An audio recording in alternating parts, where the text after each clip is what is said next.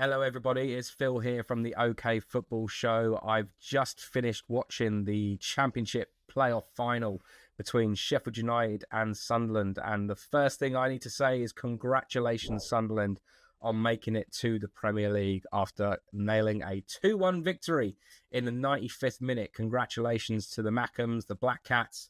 Thoroughly well deserved, in my opinion. I thought that the game after the first 10 minutes was pretty even, I would say, for about a good sort of 50 minutes of the game.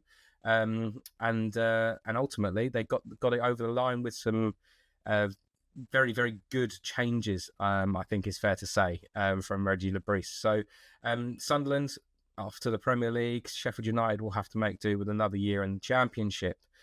As for how the game went, it started off with an absolutely incredible save from Patterson in the Sunderland goal, thwarting Kiefer Moore after he leapt high above the defence to get a header on target in the bottom right-hand corner. That meant that Luke O'Nien suffered an injury. He was trying to get in and about Kiefer Moore, and he's ended up dislocating his shoulder, which was a huge blow to Sunderland. And those of you that follow the show regularly know that us guys, for our sins, that run the OK Football Show, we are Luton fans, and this is the first little bit of an oddity in terms of the parallels between Luton's playoff final a couple of years ago and Sunderland's, because Luke O'Nien, love him or hate him, he's a bit of a housery merchant, and he's gone off very early, just like Tom Lockyer, who is also a housery merchant, did for Luton Town a couple of years ago. But I'll get back to those parallels shortly.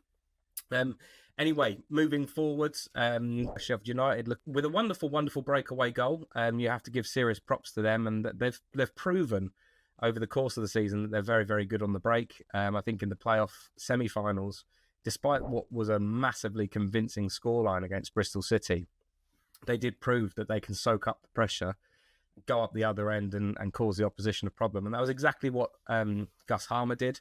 I was really surprised at Gus Harmer's pace, by the way. When the ball was laid to him following the Sunderland corner, he just flew up the pitch. Did really well to lure a couple of defenders in before laying the ball off to Campbell, who took a touch and made a cheeky little dink over the oncoming Sunderland goalkeeper and 1-0 up. There they were, Sheffield United looking like they were going to power on through, as they have done for most of the season. Let's face it, they've been absolutely exceptional to get over 90 points. But it wasn't the end of the story. First and foremost, Burrows put them 2-0 up temporarily, but VAR decided to chalk off the goal as Patterson's line of sight was blinded from a Sheffield United attacker. Now, this is a bone of contention. I'm skipping ahead a little bit here, but Chris Wilder found that was not on. He found that there's been 46 games in the league plus the playoffs so far, and there's been no VAR. I'm sorry, Chris Wilder, but be quiet. Just be quiet and soak up the fact that your team haven't won today, because whilst you may think that you've got a point, it's been the same scenario for years now. It's not a brand new thing. It's not the first time that VAR has been used in the playoff final, so suck it up and be quiet. Go and have a go at some guy eating a sandwich, for goodness sake. So it's quite frankly pathetic. Anyway, Sunderland. Let's get back to Sunderland. Sunderland scraped through to half-time. I think that's fair enough to say that they scraped through, keeping it at 1-0. They had the better possession after the first 10 or 20 minutes of the game, but managed to scrape through till half-time. And then in the second half, it was much of a nothingness for a good 20-25 minutes until Brooks came on for Sheffield United, and he had an effort saved after 69 minutes when he was through one-on-one with Callum Patterson in the Sunderland goal. Patterson saved it with the very edge of his toe, the furthest extremity of his body, to keep it from being 2-0 again. So you're realistically looking at if we're in a VAR-less game and we're talking a matter of inches, we could have been looking at 3-0 down at this particular point. So it was tricky at some points for Sunderland. But one of the big things, and this brings me to my second little coincidence, was that Gus Harmer came off after 72 minutes. He went off, I'm pretty sure, around about the same time in the Luton versus Coventry City game a couple of years ago. And obviously the scoreline was different in that game, but the whole momentum of the game switched in that particular playoff final. And it seemed to happen in this one as well. So no fewer than 4 minutes later, Mayenda was played through on the right-hand side of the penalty area, and he's rifled it into the roof of the net. Absolutely stunning goal. And at that particular time, he was the second youngest goal scorer ever in a playoff final, behind a young Julian Joachim from many, many moons ago. So then the whole sort of momentum of the game just pretty much switched. Sunderland were pretty much in the ascendancy for the whole time, I would argue. And it ultimately came to fruition with the second goal, which was an absolutely wonderful example of composure on the very, very biggest stage by Watson. I understand it's his last game for the club today and that he'll be moving on to pastures new in the Premier League. But to wrap his right foot around that ball and skid it along the Wembley surface into the side netting of the goal was just art, really. I thought it was absolutely wonderful. And Sunderland then went absolutely berserk. Absolutely berserk. It was a sea of red and white throughout Wembley for the whole day anyway. But to see that Sunderland then going as mad as it was quite something to behold. So Sunderland took the game 2-1. It's been an interesting year for Sunderland because, again, this is where there's another parallel with Luton, and I will shut up about Luton Town because I know that we're not in this league anymore.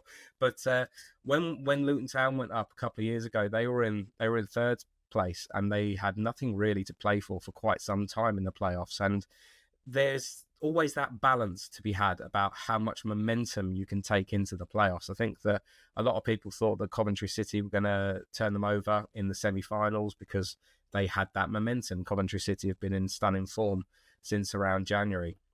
And Sunderland's form has just died off. They lost, I think it was 5 games in a row, and they've gone through in the last minute of the playoff semi-final.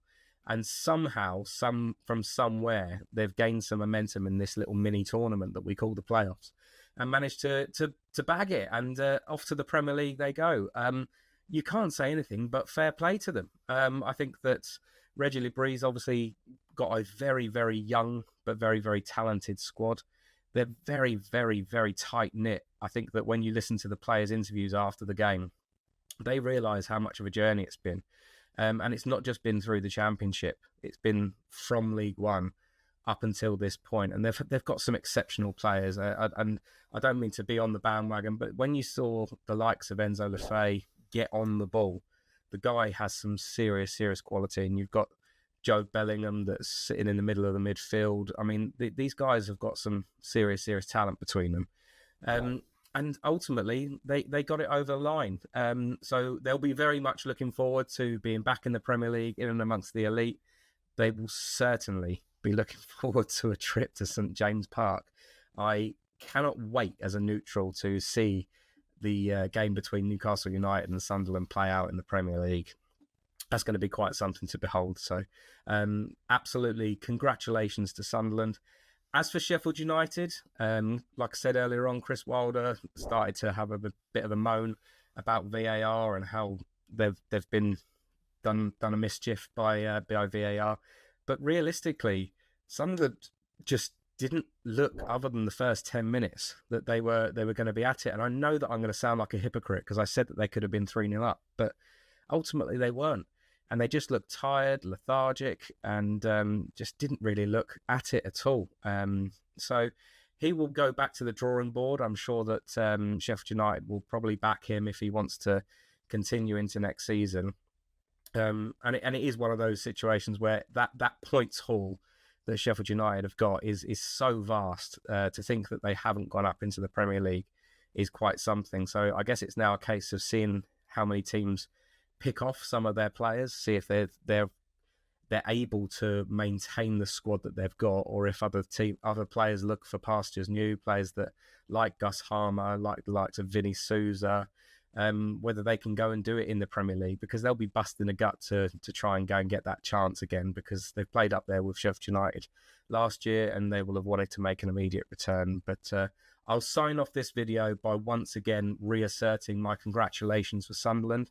You didn't bottle it like my colleague Ollie thought that you might do. He said that you'd run out of steam a number of times, but hopefully our editor can clip that up and stitch the fella right up, as much as I love the guy. So congratulations, Sunderland. Have a wonderful bank holiday weekend celebrating what has been a wonderful playoff win, a wonderful season.